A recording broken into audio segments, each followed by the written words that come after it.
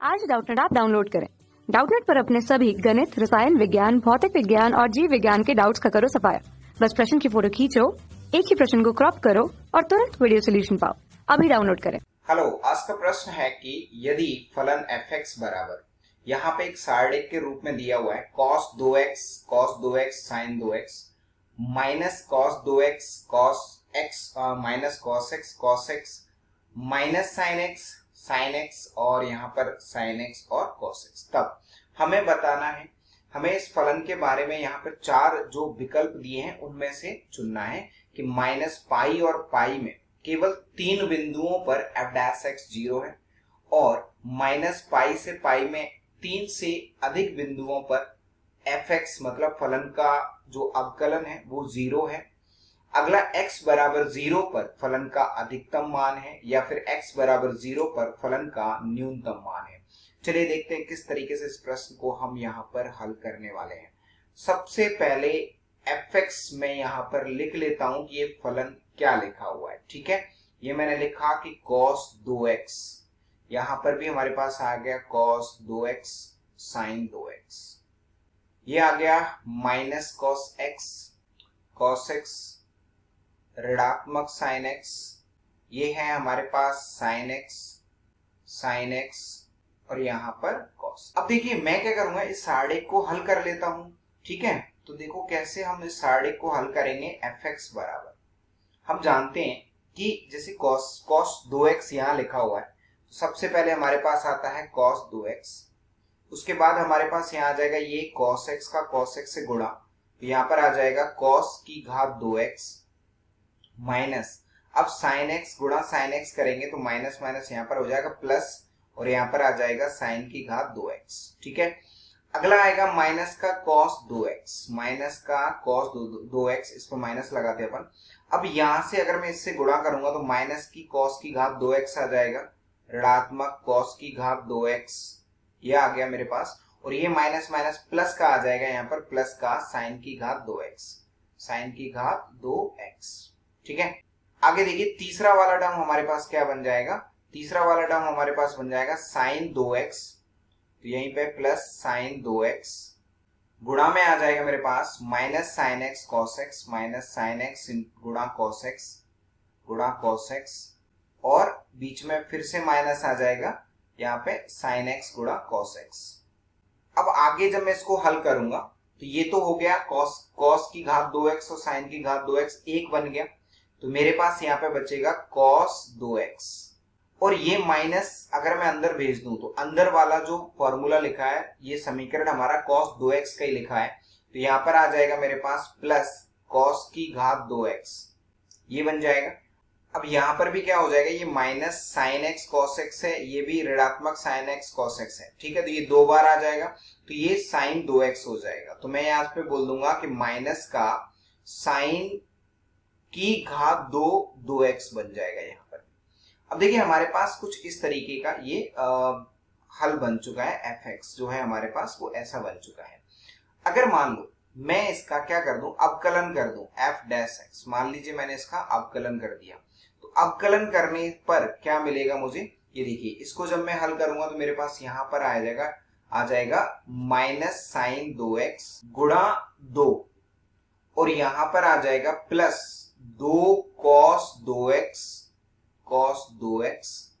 गुणा minus sin 2x गुणा 2 और यहां पर आ जाएगा माइनस 2 sin 2x गुणा cos 2x गुणा 2। अब यहां पे मैं क्या देख रहा हूं कि ये देखो 2 गुणा 2 कितना लिखा हुआ है, ये 4 लिखा हुआ है और यहां पर भी 4 लिखा हुआ है, यहाँ पर भी cos 2x है और sin 2x है, यहाँ पर भी sin 2x और cos 2x है, ये भी ऋणात्मक है और ये भी ऋणात्मक है। ठीक है, तो ये पूरी तरीके से यहाँ पर किस तरह कैसा आने वाला है, ये आ गया मेरे पास माइनस का 2 sin 2x और ये बन जाएगा मेरे पास माइनस का, देखिए ये 4 था यहाँ पर भी 4 था, 4 और 4 कितना आ जाएगा, ये 8 आ जाएगा sin 2x गुणा cos 2x, sin 2x गुणा cos 2x। अब मैं क्या करूंगा यहाँ पर, इसमें से माइनस का 2 साइन 2x कॉमन ले लूंगा।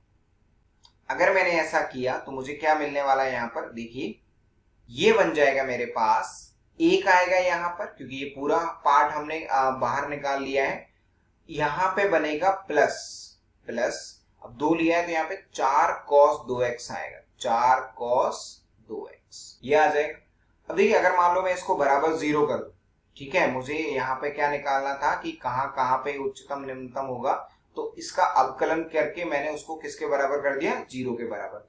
यहां से मेरे पास आने वाला है या तो साइन 2x जो है वो 0 आ जाएगा, साइन 2x बराबर 0, ठीक है, या फिर ये आ जाएगा कि cos 2x जो है, cos 2x जो है वो -1/4 आ जाए, ठीक है। तो या तो ऐसा होगा या फिर ऐसा होगा। ओके, अब हम देखते हैं यहाँ पर कि हमें क्या पूछा गया था, या समझते हैं हम। हमें पूछा गया है यहाँ पर कि -π से π में केवल 3 बिंदुओं पर f' 0 है और 3 से अधिक बिंदुओं पर 0 है। अच्छा, 0 पे अधिकतम है या न्यूनतम है, हमें ये बताना है। अगर मैं यहां देखता हूं, इससे अगर मैं मान निकालने की कोशिश करता हूं कि कहां कहां ये 0 होगा, तो मुझे पता है कि 2x बराबर 0 हो जाए, या फिर 2x बराबर पाई हो जाए, या फिर 2x बराबर 2 पाई हो जाए, है ना। ये हमारे पॉइंट होंगे जहां पर ये 0 होगा।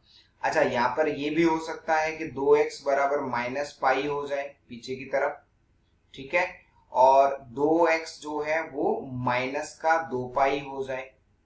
तो अगर मैं यहाँ बात कर रहा हूं इसकी, तो यहाँ पर मेरे पास कितने पॉइंट आ रहे हैं, अगर मैं 2 से कट कर दूं, यहाँ तो x बराबर 0 आ गया मेरे पास, देखो x बराबर एक तो 0 आया, दूसरा मेरे पास यहाँ पर दूसरा पॉइंट जो आया है वो कौन सा आया, x बराबर π/2, ये तो ±π/2 आया, और उसके बाद हमारे पास ±π भी आया, है ना, यहां से डिवाइड कर दूंगा इसको तो ये भी आ गए। तो x बराबर ये बिंदु कुछ इस तरीके से आ रहे हैं। आगे के हमारे पास ±3π/2 आ जाएंगे हमारे पास, ठीक है, आगे के कुछ इस तरीके से आ जाएंगे। अब बात करते हैं हम कि cos 2x भी तो -1/4 होगा कहीं ना कहीं। तो इसको हल करने के लिए हम ऐसा कर लेते हैं कि इसको मैं लिख देता हूं 2 cos की घात 2x जो है वो मैं इक्वल कर देता हूं इसको -1, मैंने यहां पर क्या लगा दिया, सूत्र लगा देता हूं मैं, -1 बराबर -1/4।